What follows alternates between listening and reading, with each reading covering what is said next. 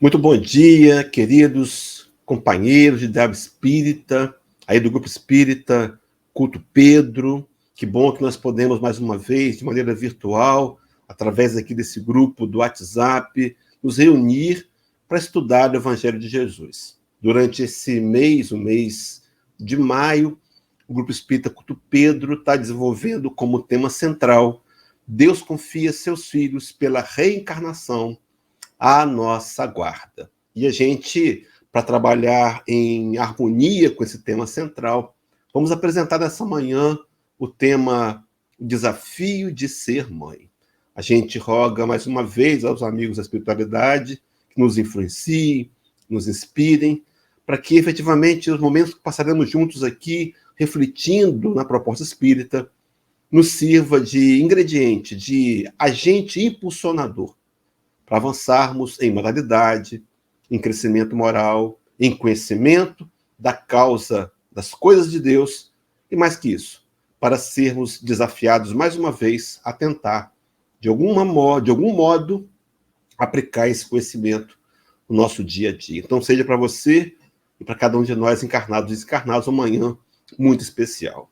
Pois bem, queridos, para começar a trabalhar esse tema, o desafio de ser mãe, é claro que, inevitavelmente, eu imagino que esse tema, em todos os que trabalharam e trabalham esse tema, a questão 208 do Livro dos Espíritos deverá estar presente. É nessa questão que Allan Kardec vai perguntar à espiritualidade se os espíritos dos pais influenciam nos espíritos dos filhos após o nascimento deste. A gente vai colocar a pergunta, a resposta na tela, lembrando aos companheiros que a gente fez uma dinâmica diferente. Vou trazer a resposta em algumas partes e vamos linkando essas partes com outras tantas da literatura espírita. Mas a pergunta que Kardec faz ela procede.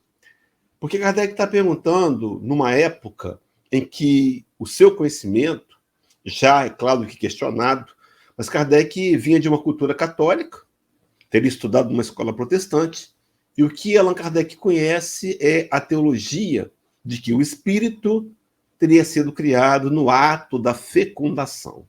Pois bem, então o espírito seria criado naquele momento uma página em branco. Bom, seria uma página em branco, tudo que nós escrevêssemos nela permaneceria.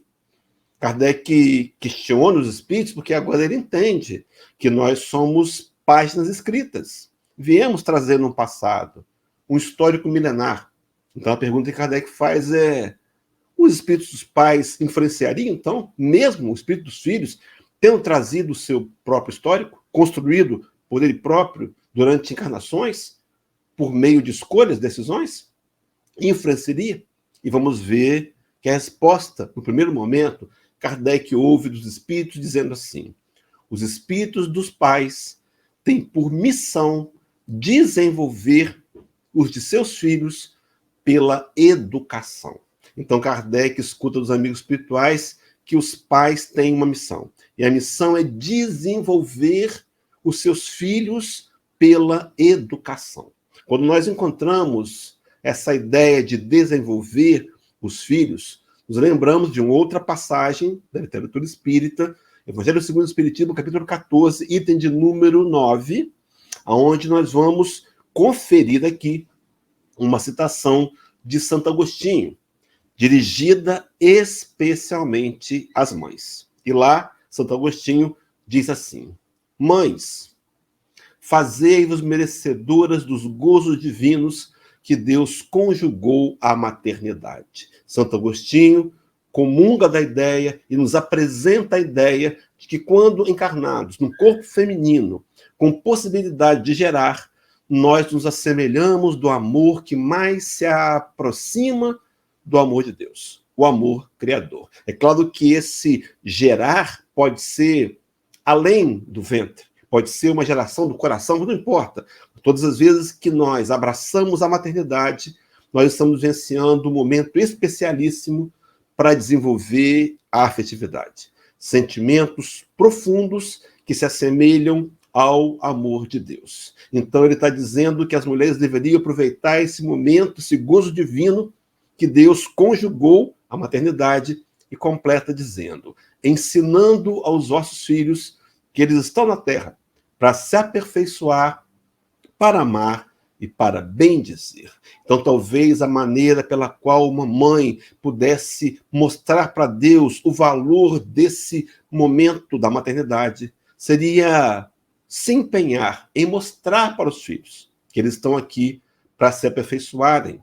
Talvez compreendessem, entendessem a lei de progresso, talvez compreendessem que precisam se empenhar nesse aperfeiçoamento, mas também estão aqui para amar. Meus irmãos, a mãe tem que ensinar que os filhos estão no planeta para amar. E vai dizer adiante, também ensiná-los que estão aqui na Terra para bendizer. Talvez fosse a introdução, uma ideia do bendizer, a proposta de sermos gratos, de em tudo darmos graças a Deus, assim como nos orientaria o apóstolo Paulo, escrevendo na primeira carta aos Coríntios. Não, aos Tessalonicenses, bem verdade, capítulo 5, versículo 18, onde ele vai dizer: em tudo dê graças, porque esta é a vontade de Deus em Cristo Jesus para convosco. A ensinar os filhos a aperfeiçoar, amar e a bendizer. Pois bem, meus irmãos, uma proposta espírita desafiadora. Então, os espíritos que estão encarnados como pais, e aqui em especial as mães, devem desenvolver os seus filhos, voltando à questão 208, e o mecanismo pela educação. Meus irmãos, vamos trabalhar isso aqui com muita profundidade, porque o desafio de ser mãe, ele avança para o desafio de educar, e além de ser um desafio para educar, ele deverá ser um desafio ainda mais intenso, quando nós pensamos num processo de autoeducação para podermos educar com eficiência. Mas voltando a uma outra parte, um outro recorte da questão 208, já citada aqui, Kardec ainda vai escutar uma proposta mais abrangente por parte dos espíritos. Meus irmãos, eles não perdem a viagem. A pergunta de Kardec se refere se o espírito dos pais influencia nos dos filhos, depois que eles nascem. Mas os espíritos não perdem a viagem e ainda nos traz uma lição geral, dizendo: os espíritos têm que contribuir para o progresso uns dos outros. Meus irmãos, embora a gente não se conheça, há muitos que estão acompanhando pelo site, pelo WhatsApp, não os conhecemos, mas nós temos a obrigação, o dever moral de colaborar para o progresso uns dos outros. Os mais próximos, o compromisso ainda é maior, mas os estranhos, os distantes, também para com eles, temos um compromisso global de colaborar para o progresso uns dos outros. Será que temos contribuído? Será que minhas palavras contribuem, incentivam a melhoria moral? Será que o meu exemplo, será que a minha atitude, será que as minhas falas, os meus conselhos, as minhas pontuações têm sido daquele que motiva os que estão à sua volta ao crescimento? Pois bem, queridos, voltando, fazendo um link, então, com a questão 115 de O Livro dos Espíritos, essa sim, onde Kardec vai perguntar se Deus teria criado espíritos bons, espíritos maus. A dinâmica é a mesma, a pergunta procede porque Kardec ainda traz, como cultura teológica, a ideia dos anjos, dos demônios, que ele aprendera. No entanto, agora, já consciente até as 114 primeiras questões, ele tem plena convicção que algo está equivocado. Então ele pergunta: Deus criou espíritos bons e maus? Então os espíritos respondem que Deus criou todos os espíritos simples e ignorantes, isto é, sem saber. Meus irmãos, aqui fica embutida a ideia de que não há privilégios. Deus nos trata a todos iguais. Nos deu um mesmo ponto de partida. No entanto, nos ofereceu possibilidades múltiplas para que pudéssemos usar das encarnações no processo de evolução. Veja o que diz o restante da questão. Está dizendo: a cada um, Deus deu determinada missão. E aqui cabe a gente introduzir a ideia que ser mãe, na verdade, é uma importante e nobre missão. A missão de orientar espíritos pela educação, para que eles possam se aproximarem de Deus. Mas observe que o texto prossegue. Então Deus nos deu missões com o fim de esclarecê-los e de os fazer chegar progressivamente à perfeição. Então observem que numa visão bem linear, os problemas que nós temos, a dificuldade que nós enfrentamos hoje, todas elas poderiam ser compreendidas como possibilidades de aprimoramento moral. Então, observem que ao invés de reclamar, lamentar, ficar zangado com Deus, pela minha condição, necessária no momento, fruto de um resultado, deveríamos, pelo contrário, nos alegrar, porque essa proposta tem como intenção nos esclarecer para nos fazer chegar à perfeição. E vejam, e esse caminho, pelo conhecimento da verdade, para aproximá-los de si. Então, a minha dificuldade, o meu momento, por mais que seja difícil, meu irmão e minha irmã, ele tem como finalidade me aproximar de Deus e não despertar em mim o velho homem, rebelde, reclamão, que exige de Deus que seja feita a sua própria vontade e não a vontade sábia e soberana do divino. Mas eu queria aqui ressaltar a questão pelo conhecimento da verdade. Meu irmão, será que o conhecimento da verdade não seria educar? Não seria educar? Mas eu queria que você guardasse para mim, vou colocar aqui um asterisco, essa verdade. Porque daqui a pouco, no momento mais adequado da dinâmica de raciocínio, eu vou resgatar, vou trazer de volta essa verdade para compreendermos que pelo conhecimento da verdade nós podemos nos aproximar de Deus. Então observem que a proposta do papel de pai, de mãe, de amigo, de encarnado será vivenciar um histórico de atitudes onde eu possa convidar as pessoas para se aproximarem de Deus.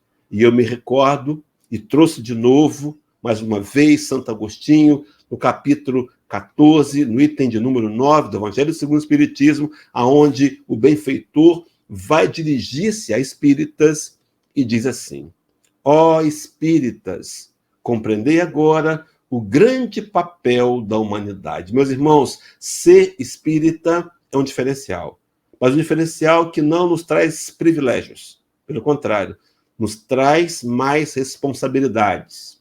Diz o Rabi da Galileia, em Mateus 16, que aquele a quem mais for dado, mais será cobrado. Ó espíritas, compreendei agora o grande papel da humanidade. E diz qual é o papel? Compreendei que quando produzis um corpo, a alma que nele encarna vem do espaço para progredir. Então nós formamos um corpo. Geneticamente ofertamos material para que haja a formação de um corpo, mas o espírito que vai habitar ali não é criação nossa. Esse espírito vem do espaço e ele vem com a proposta de progredir. Então o desafio de ser mãe é, acima de tudo, o desafio de educar. Mas ser mãe espírita vai trazer um peso ainda maior nessa responsabilidade. Então vejam que a gente vai avançando para a conclusão dessa introdução, e depois eu quero desdobrar esse assunto em outras 3 partes, mas vejam bem, o desafio é ser mãe. O desafio maior é ser mãe espírita. E maior ainda, é ser mãe espírita e educar. Educar apresentando aos filhos o conhecimento da verdade. Eu comentei com os companheiros para guardarem para mim essa verdade, esse asterisco, e eu queria agregar aqui uma nova informação. O que seria essa verdade? Lá em João capítulo 14, versículo 6, e também em João capítulo 8, 32, vamos encontrar o Rabi da Galileia se declarando ser ele próprio a verdade. O texto nos diz assim: eu sou o caminho e a verdade e a vida. Ninguém vem ao Pai senão por mim. O Senhor intitulava-se, reconhecia ser a própria verdade. Se fizermos uma ligação com João 8, 32, onde está lá registrado: e conhecereis a verdade, e a verdade vos libertará, entenderemos que Jesus é a verdade. Ele é a verdade que nos liberta. Nós vamos libertar de quê? Libertar do velho homem? Sim, uma proposta.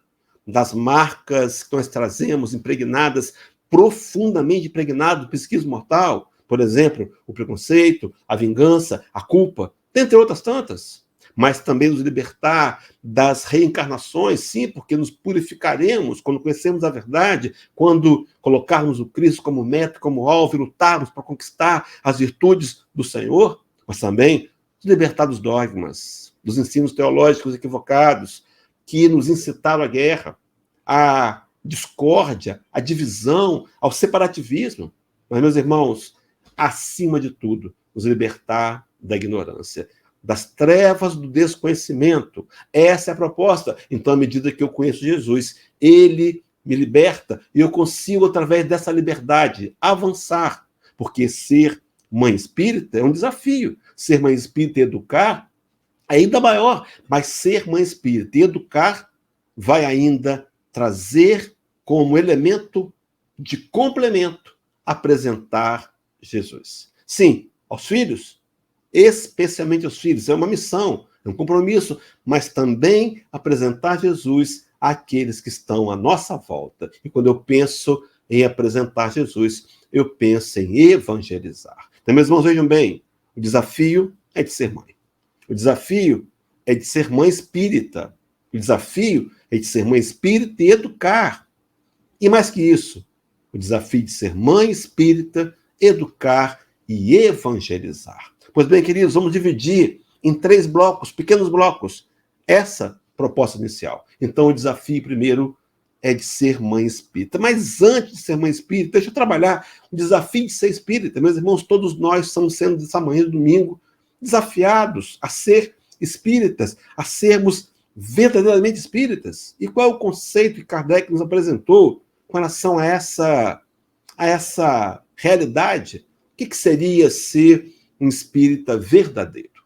No capítulo 17 do Evangelho segundo o Espiritismo, seu item de número 4, Kardec vai dizer: reconhece-se o verdadeiro espírita pela sua transformação moral e pelos esforços que emprega para domar suas más inclinações. Meus irmãos, observem que há aqui 2 verdades profundas. Ser espírita verdadeiro é fazer uma autoavaliação e identificarmos-nos como alguém que esteja em busca de transformação. E claro que aqui, transformação para melhor, dentro da grande lei de evolução, dentro da grande lei de progresso, mas vejam que essa perspectiva, ela se torna real quando eu me proponho a domar, empregar esforços para domar as minhas más inclinações. É preciso que a gente, compreendendo essa verdade espírita, entendamos que resultados jamais virão antes do trabalho. Só há um lugar, e aqui é uma brincadeira, é claro, que o resultado vem antes do trabalho, e esse lugar é o dicionário. Mas na vida prática, primeiro trabalhamos, depois colhemos resultados. Na questão 918, Allan Kardec vai inquirir a espiritualidade amiga com relação ao tema, a pergunta que vai introduzir o conceito, a ideia do homem de bem. E nessa questão, Kardec teria perguntado, inquirido assim os benfeitores, porque disso se pode reconhecer em um homem o progresso real que lhe elevará o espírito na hierarquia espírita. Quem não conhece a resposta, começando agora no espiritismo, bem provável que poucos tenham decorado ainda, mas aqui a gente imaginaria que Kardec, que os espíritos iam trazer uma lista de qualidades para poder dizer quais são os indícios que mostram que estamos nos elevando na hierarquia espírita. No entanto, os amigos espirituais vão, utilizando o chamado poder de síntese, resumir a 2 pontos. Meus irmãos, aqui fica uma proposta. Nós podemos, por meio desses 2 pontos, analisar a nós mesmos se estamos, de fato, evoluindo, nos elevando como espírito mortal na hierarquia espírita. Primeira resposta, primeira parte da resposta, foi dito a Kardec. O espírito prova a sua elevação quando todos os atos da sua vida corporal representam a prática da lei de Deus. Eu imagino que somente as exceções de possíveis missionários entre nós Mas a grande maioria não consegue ainda praticar a lei de Deus em todas as áreas da vida. Em todos os momentos, não. Então a gente podia adequar essa pergunta. Será que eu tenho essa resposta? Será que eu tenho tentado me esforçar a compreender a lei de Deus? Será que, por exemplo, aí no culto Pedro, eu participo dos estudos que a casa propõe?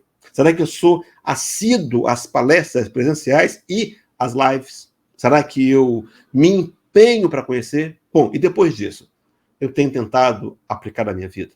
Então, se minha resposta for sim, sinceramente sim, eu tenho tentado aprender, tenho tentado aplicar na minha vida, mesmo que seja de maneira curta, parca, superficial, porque é a minha possibilidade, a isso me leva, eu estarei cumprindo com o primeiro indício, aonde eu estarei evoluindo na escala espiritual. Mas o segundo ponto diz que o espírito prova essa elevação quando antecipadamente compreende a vida espiritual. Então, o espírito encarnado, vivenciando o esquecimento temporário do passado, necessário, extremamente necessário, passando por esse momento, vivendo no mundo físico, sendo influenciado, impactado pela matéria, mas ele, mesmo assim, tomando consciência que é espírito, de passagem pelo mundo físico, ele procura viver a vida material, mas ele vive pensando e decidindo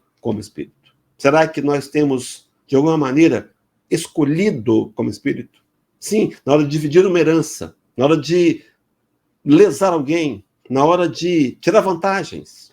Será que temos lembrado que somos espíritos e há leis morais que nos permeiam e que vão trazer inevitavelmente a cada um de nós resultados? Meus irmãos, eu digo com toda certeza, é muitíssimo melhor ser lesado do que lesar alguém. É muitíssimo melhor que os outros tomem o que os pertencem do que sermos nós que tomemos o que pertencem aos outros. Então, assim pensando, antecipadamente ele compreende a vida espiritual. Para a gente poder fechar esse desafio de ser espírita, para voltar para ser mãe espírita, capítulo 17, item 3, quando Kardec vai fazer os comentários com relação ao homem de bem, os mesmos comentários que ele faz, muitíssimo parecido, nos comentários da questão 918, depois da resposta dos amigos espirituais. E é claro que há, na versão do Evangelho segundo o Espiritismo, escrita quatro anos depois, há uma troca de terminologia muito, extremamente necessária, muito inteligente. Vale a pena depois a gente trabalhar isso, investigar isso. Mas fato é que nesse capítulo 17, item 3, Kardec vai dizer, listar, assim, característica do verdadeiro homem de bem. Ele começa dizendo assim: o verdadeiro homem de bem estuda suas próprias imperfeições e trabalha incessantemente em combater. As meus irmãos, observe o detalhe. Então ele estuda, ele tira um tempo, ele está em comunhão com a ideia da questão 919 de Livro dos Espíritos. Ele tira um espaço, o seu dia, para passar em revista seus próprios comportamentos. Ele se analisa, ele estuda. Com que intenção? Descobrir quais são seus erros, para trabalhar incessantemente em combatê-los. Não para se autoflagelar, não para se sentir inferior, não. Mas para saber, de maneira sólida, aonde é que ele precisa, em si, de exercer incessantemente o combate. E ainda diz o texto, para completar, que ele emprega todos os esforços emprega, para dizer no dia seguinte que alguma coisa traz em si de melhor do que na véspera. Então, o espírita verdadeiro, que se esforça para conquistar a transformação moral, esse espírita verdadeiro, ele está, de alguma maneira, tentando, no dia seguinte, ser melhor do que ele foi no dia anterior. Se esse lema, meus irmãos, se transformar num lema pessoal, se eu pensar, amanhã eu quero ser melhor do que hoje, e me esforçar para isso, eu estarei no caminho correto, no caminho exato. Mas voltando para concluir, então, a questão do que é ser espírita verdadeiro, me lembrei da fala de Jesus, lá em João 13, versículo 35, onde o Rabi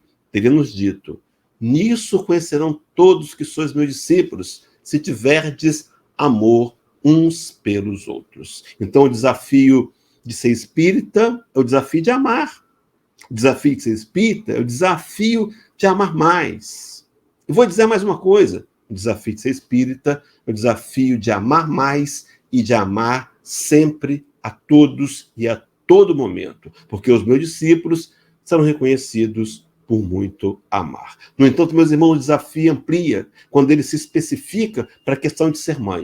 O desafio de ser mãe espírita, que tem como função educar os filhos pelo conhecimento da verdade, a fim de fazê-los se aproximar de Deus. Me lembrei, mais uma vez, de um outro recorte do capítulo 14, item 9, Evangelho segundo o Espiritismo, mais uma vez, Santo Agostinho, onde ele vai dizer: lembrai-vos de que a cada mãe, que a cada pai, perguntar a Deus, que fizeste do filho confiado à vossa guarda? Meus irmãos, uma pergunta que talvez deveria ecoar em nosso mais profundo íntimo. Os filhos que nós trazemos, que recebemos aqui, um dia daremos conta, porque na verdade são filhos de Deus. Há um livro do Hermínio C. Miranda, Nossos Filhos São Espíritos, onde ele nos revela essa realidade com intensa propriedade. Os filhos que temos não nos pertencem, não são nossos, mas nós temos deveres e responsabilidades para com cada um deles. É por isso que na questão 208, trazendo mais um recorte, você lembra da questão? Os espíritos dos pais influenciam no dos filhos após o nascimento desse. Há uma parte que ela está dizendo: constitui-lhes, para os pais, isso uma tarefa. E diz assim: tornar-se-ão culpados se vierem a falir no seu desempenho. Aqui cabe, meus irmãos, duas importantes considerações. Primeiro, é que na atualidade, a palavra culpa, ela é diferenciada de responsabilidade. Quando nós pensamos em culpa, a culpa exige punição. Aqueles que sentem culpados, muitas vezes, sabotam a si mesmos. Mas quando somos responsáveis, a responsabilidade nos leva a fazer atitudes para corrigir. E isso é sentir responsável. Nos dias de Kardec, a palavra que era usada no francês para culpa e responsabilidade era a mesma. Não havia o conceito que temos hoje. A ideia de Kardec não é nos levar a sentir culpados, mas nos levar a sentir responsáveis pelo nosso desempenho. E aqui, meus irmãos, é muito consolador. Deixa eu contar uma história pessoal. Há pouco tempo atrás, antes da pandemia, eu estava fazendo uma palestra presencial aqui em Guarapari, numa cidade, numa localidade chamada Setiba. Lá uma casa espírita chamada Fraternidade Espírita Dias da Cruz, Casa ou Caminho. E no final da palestra, numa quinta-feira, uma jovem mãe me procurou. E depois da palestra, queria conversar um pouco, e numa breve conversa. Ela estava realmente bem abatida, aparentemente abatida. E as palavras que ela me disse foram: Hélio, eu perdi meus filhos para a droga. Confesso mesmo que eu não sei se ele foi morto, ou se foi preso, ou se teve uma overdose, mas o fato é que ela dizia que perdera. E no complemento me disse: mas Hélio, eu fiz tudo. Eu fiz tudo que eu podia por esse menino e não consegui tirá-lo das drogas. E na hora eu queria trazer uma palavra de consolo, e eu fiz uma oração relâmpago, aquela que você se interliga com os benfeitores, pedindo ajuda para ter a palavra certa. Eu me lembrei da questão 208. Justamente essa parte final, aonde diz que nós seremos cobrados pelo nosso desempenho e não pelos resultados. E disse para aquela mãe, se você fez a parte que lhe cabia fazer, descansa com consciência em paz. Porque há espíritos, às vezes, tão resistentes, tão duros, que vão precisar ter umas 3 ou 4 mães, como a senhora, para quebrantarem o coração. Meus irmãos, seremos cobrados pelo desempenho e não pelos resultados. Então, o desafio de ser mãe espírita, o desafio de ser espírita, de ser mãe espírita, vai resultar no desafio de educar. E ser mãe espírita e educar. Eu me lembrava de uma outra história, também pessoal, Está na tela nosso companheiro Edmilson Bastos, ele é aqui de Vila Velha, na verdade ele é da Serra. E aqui na Serra nós temos um bairro chamado Laranjeiras, e lá tem uma casa espírita muito querida, a Feslar, Fraternidade Espírita Laranjeiras, Fraternidade Espírita de Laranjeiras. E Edmilson é um tipo de palestrante que ele tem um talento que é para poucos. Além de ser estudioso, ele consegue, durante a sua palestra, tirar risadas da gente. Ele conta umas coisas engraçadas, ele faz uns trejeitos, excepcional. E nessa ocasião, ele fazia uma palestra lá numa casa, uma das casas que a gente frequenta, aos sábados à tarde, chamado Guilom Ribeiro, Sociedade Espírita Guilom Ribeiro. E nessa casa, a reunião é 15 horas. E nessa oportunidade, eu estava dirigindo a reunião, fazendo a abertura, sentado, é óbvio, na mesa, de frente para as pessoas. E Edmilson fez uma brincadeira. Ele disse assim: o exemplo não é a melhor maneira de educar. E eu me recordo de ter visto os olhos se regalarem. Aqueles companheiros mais veteranos ficaram preocupados com o que estavam ouvindo, mas era uma brincadeira. Edmilson colocou uma vírgula e completou dizendo: o exemplo não é a melhor maneira de educar, o exemplo é a única. Meus irmãos, não há como educar se não for por meio do exemplo. É por isso, na questão 671 de O Livro dos Espíritos, onde Allan Kardec está inquirindo os benfeitores espirituais sobre a questão das guerras santas, no final da resposta, ele traz um comentário. O codificador traz um comentário. E essa frase eu queria ressaltá-la aqui, quando ele diz assim: como quereris que estranhos acreditassem na vossa palavra, quando desmenti com os atos a doutrina que pregais. Quantas vezes, meus irmãos, temos feito um desserviço? Quantas vezes nosso exemplo não tem sido na tentativa de ser melhor? É claro que eu não estou dizendo que temos que ser perfeitos. Não. Mas quando cometemos um erro, voltamos atrás, nos corrigimos, nos desculpamos, ou ainda mantemos no velho homem, que guarda o resíduo, que exclui pessoas da vida, que nunca mais falam com elas? Será que o nosso exemplo não falaria mais alto que nossas próprias palavras? Por isso que o padre Fábio de Mello, em um artigo que podemos encontrar facilmente na internet, ele traz aqui, eu trouxe em 4 lâminas, um comentário dizendo assim: estamos adentrando a era da verdade. As hipocrisias que nos protegiam estão ruindo. Nossos filhos só acolherão nossos conselhos se antes os tivermos praticado. Meus irmãos, me lembro de uma ocasião, de uma época da vida em que nós ouvimos dizer: faz o que eu mando e não faça o que eu faço. Fumar faz mal, mas filhos de fumante, a maciça maioria, me parece que 90%, transformam-se em fumantes. Por mais que os pais digam: cigarro faz mal, não faça isso que seu pai está fazendo. O exemplo, meus irmãos, é muito mais forte. Mas o padre Fábio prossegue dizendo assim: eles não são religiosos por imposição, se não identificarem os frutos positivos de Deus em nós, certamente não quererão herdar a nossa fé. Meu irmão, será que eu tenho sido um bom espírita? Será que eu tenho dado um exemplo para os meus filhos? Será que eu exijo que eles frequentem a mocidade, mas eu mesmo não vou à casa nos dias de culto, nos dias de palestra pública? Não frequento os estudos? Será que eles não deveriam ter um pai ou uma mãe que os impactasse com exemplo? Mas o padre Fábio conclui dizendo: há uma indisposição natural à reprodução de condutas vazias e desprovidas de valor. E fecha dizendo: é preciso ficar atento aos sinais dos tempos. O futuro não perdoará quem não fizer as pazes com a verdade. Somos convidados à coerência. Não à perfeição ainda. A conquista dessa perfeição levará um tempo.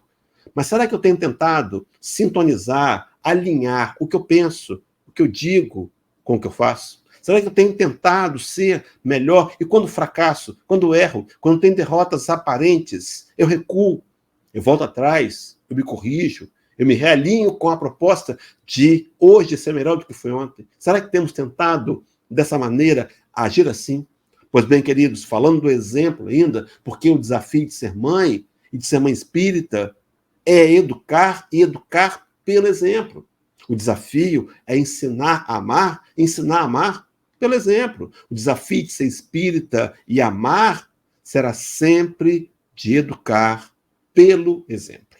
Então, o desafio de ser mãe espírita é o desafio de educar e também o desafio de evangelizar. E aqui, meus irmãos, eu queria fazer um complemento de ideias, trazendo para a gente 3 sugestões espíritas de como eu posso fazer para evangelizar. Na verdade, para cumprir a minha missão, aquela de ensinar os filhos que eles estão na Terra para aperfeiçoarem-se, para amar e para aprenderem a gratidão, para aprenderem a louvar a Deus, reconhecerem que Deus é soberano e que o Deus Pai de misericórdia infinita sabe o que é melhor para cada um de nós, mesmo que esse melhor, no primeiro momento, eu não entenda.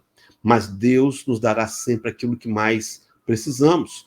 Num projeto, é claro que eu posso ficar rebelde, é claro que eu posso me revoltar, eu posso reclamar, mas não deveria. Eu deveria entender que Deus, como Pai amoroso, vai dar aos seus filhos aquilo que eles precisam para crescerem espiritualmente. É claro que a dificuldade, é claro que a dor fazem parte do processo, mas que servirão sempre, se entendidas como possibilidades de, via personalidade, desenvolverem o espírito imortal que nós somos. Então a ideia é, para apresentar Jesus, está aí a figura aos nossos filhos. Como é que podemos fazer? Porque evangelizar, segundo o dicionário, é passar informações do Evangelho de Jesus. E eu queria fazer aqui uma troca de palavras para, ao invés de passar, colocar transferir. Meus irmãos e minhas irmãs, nós só podemos transferir aquilo que temos. Então, vamos supor que eu queira fazer um pagamento qualquer para Tirani, e aí eu vou fazer um Pix. Só posso transferir para a conta da Tirani se eu tiver dinheiro no caixa, na minha conta. Nós só podemos transferir aquilo que temos, meus irmãos. Como é que eu transfiro Jesus se eu não tenho alimentado em mim essa transferência? Sim, porque ele foi apresentado para a gente como sendo o nosso modelo como guia, na questão central do Livro dos Espíritos. Eu costumo dizer, opinião minha, e defendo, que é a principal questão do livro, a mais importante. Quando Kardec pergunta qual o tipo mais perfeito que Deus tem oferecido ao homem para lhe servir de guia e de modelo, a resposta é de Jesus. Meus irmãos, será que nós temos entendido isso? Será que compreendemos que Jesus precisa ser transformado hoje, agora, daqui a pouco, em nosso exemplo? Será que eu tenho inspirado Jesus? Talvez fosse interessante a gente colocar colado em algum lugar, quem sabe no papel de tela do nosso computador, ou então no celular, ou na geladeira, ou na máquina de costura, a frase: o que faria Jesus se tivesse em meu lugar? Nesse momento, vivendo essa situação, o que ele faria? Eu tenho certeza, meus irmãos, que se nos perguntarmos isso antes de agir, nos lembraremos que o que ele faria seria amar um pouco mais. E provavelmente, embora não consigamos fazer o mesmo, a gente evitaria alguns erros graves e diminuiria o índice de fracassos para acrescentar aos índices de vitórias números ainda mais relevantes. Mas, enfim, ele é o nosso exemplo. Então, tem que apresentar Jesus, tem que transferir Jesus. E a ideia, meus irmãos, como é que eu faço isso? Bom, 3 propostas práticas possíveis de serem realizadas. A primeira é a gente fazer o culto do Evangelho no lar. Meu irmão, minha irmã, não se zangue comigo. Eu sei que nós temos uma facilidade de criar raciocínios, justificativas excepcionais para não fazer algumas questões. Mas qual é a desculpa que eu estou dando para não fazer o culto no lar? Meus irmãos, isso é prioritário, isso é fundamental, isso é básico para a família, para eu evangelizar meus filhos. Uma vez por semana, uma reunião familiar, no mesmo dia, no mesmo horário, onde eu faço a leitura do Evangelho, onde eu explico o Evangelho, numa linguagem simples, onde eu procuro fluidificar as águas, fazer preces, para que os meus pequenos vejam e tenham em mim como exemplo esse encontro fundamental. É claro que, com crianças, a gente poderia propor uma literatura de apoio. Eu trouxe aqui alguns livros, que o companheiro por certo já conhece, mas, por exemplo, o Evangelinho segundo o Espiritismo. Se você tem criança e não tem esse livro ainda, adquira-o. Entregue, presenteie ao seu filho, para que ele possa folhear, começar a ler algumas frases. Meus irmãos, esse livro é fundamental para a criança. Traga para o culto no lar. Pode também usar outros livros, por exemplo, a Turma da Mônica, falando de Chico Xavier. Você pode usar a Turma do Scooby-Doo, falando da Casa do Codificador. Interessantíssimo. Você pode também buscar a história de Magali, na Turma da Mônica ali, o outro lar. Você pode buscar também outras vidas, né? Magali e outras vidas. Na verdade, lá atrás foi o pessoal da Turma do Cebolinha, Turma da Mônica. Você pode, o famoso livro de Memei, Chico Xavier, Pai Nosso, com histórias maravilhosas, parceria do culto lá, também o livro Papagaio que Falava Latim, dentre outros tantos livros. Se você quiser incrementar ainda mais o culto, você pode trazer para o culto, por exemplo, para motivar, enriquecer, dinamizar, um vídeo, um pequeno vídeo. Então, observe que o pessoal da Federação Espírita do Brasil, a TV FEB, tem um programa chamado Turma da Paz, voltado para criança. Você pode sintonizar no YouTube, colocar na televisão, na hora do culto, escolhe um episódio pequeno. Se você tiver habilidades, ou não tiver habilidade, pede ajuda aos universitários, baixa esse material, deixa ele acessível. Então, meus irmãos, o culto no lar motivado, o culto no lar cheio de possibilidades, o culto no lar dinâmico, vai ser um dos principais ingredientes, não o mais importante. O mais importante, trago daqui a mais um ponto, será o terceiro ponto, será fundamental para a gente cumprir com o trabalho de ser mãe, de ser espírita, de educar e de evangelizar os filhos. A segunda atitude para transferir as orientações de Jesus para os corações das pessoas, dos filhos, é a chamada evangelização infantil. Meu irmão, minha irmã, a Casa Espírita tem um trabalho onde nós podemos e devemos levar nossos filhos para serem evangelizados por companheiros dedicados que se entregam e se integram à tarefa, que se preparam, qualificados, missionários do mundo maior, para educarem nossos filhos. E quantas vezes, levianamente, não levamos. Sabe por quê? Às vezes não concordamos com o horário. Há casas que têm trabalhos paralelos. Por exemplo, na hora da reunião doutrinária, há uma reunião de evangelização paralela. Isso é muito bom, porque os pais vêm, trazem os filhos, se ocupam ali, permanecem no salão, e os filhos são educados também dentro do Evangelho de Jesus. Mas há casas que não podem funcionar assim. Meu irmão, se a reunião da educação infantil fosse de madrugada, se você tivesse que ficar no frio, em pé, esperando, eu ia te dizer, vai valer a pena levar. Mas o horário é confortável. Sou eu que tenho que me ajustar aos horários. Então, a evangelização infantil, eu preciso apoiar, participar, valorizar e, muitas vezes, reconhecer o evangelizador, elogiá-lo, incentivá-lo. Meus irmãos, eu preciso dar apoio, porque esse é um trabalho dos mais importantes. Há um artigo de Memei, quando o trabalho de evangelização infantil fez 100 anos no Brasil, facílimo de encontrar no Google, onde ela vai dizer, ou de alguma maneira deixar insinuar, de que se tivesse uma tarefa mais importante no meio espírita, essa tarefa seria evangelização infantil.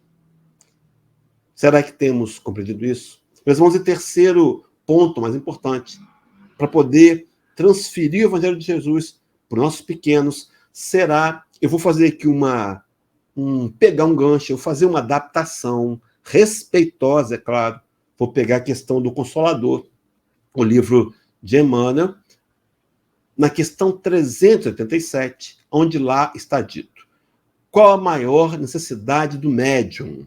E eu fiz uma adaptação. Qual a necessidade do trabalhador espírita? Qual a necessidade dos pais? E a resposta dada para os médios pode migrar para os pais e trabalhadores. Lá está dito: a primeira necessidade do médium é evangelizar-se a si mesmo. Meus irmãos, o trabalho de autoevangelização. Sim, porque eu preciso estar evangelizado para evangelizar o outro. Muitas vezes, infantilmente, queremos transferir responsabilidades para a casa espírita e para a escola. Mas nós somos os pais e daremos conta dos espíritos que Deus nos deixou para serem educados. Eu trouxe duas frases sequenciais. A primeira de um filósofo da atualidade, Wayne Walter Dier, onde ele vai dizer que só podemos dar aquilo que temos em nós mesmos. Se eu quero transferir ensinamentos de Jesus, eu preciso tentar estar tentando viver esses ensinamentos. E a segunda frase pertence a um filósofo também americano, mais antigo, chamado Ralph Waldo Emerson, onde ele vai dizer que o que você fala tão alto que as pessoas não escutam aquilo que você diz. Quem é da fotografia, quem é da multimídia, vai se recordar de uma frase que diz que uma imagem dizem mais que 1000 palavras. Vamos adaptar isso?